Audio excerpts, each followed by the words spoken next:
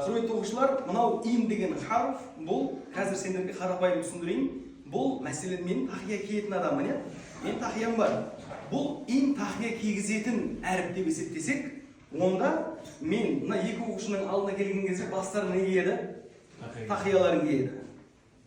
Яғни ин әріпі екі етістікті тархам, турхам сияқты фейл мудоридің төбесін не келтіреді?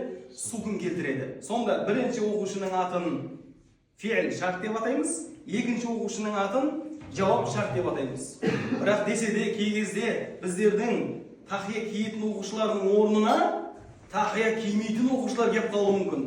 Мен қашан бұның алдында келгеніммен бұлар не қылмайды? Бастарына тақия кимейді. Бірақ десе де, бастары тақия кимесе де, неге? Өйткені олар фейл мади мәбни ешқашан өзгермейді.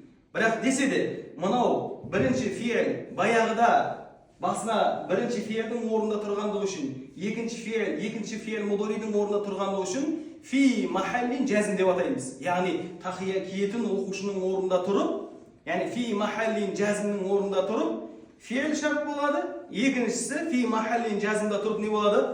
Жауап шарт болады.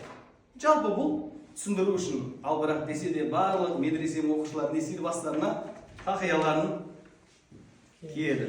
Алла разы болсын.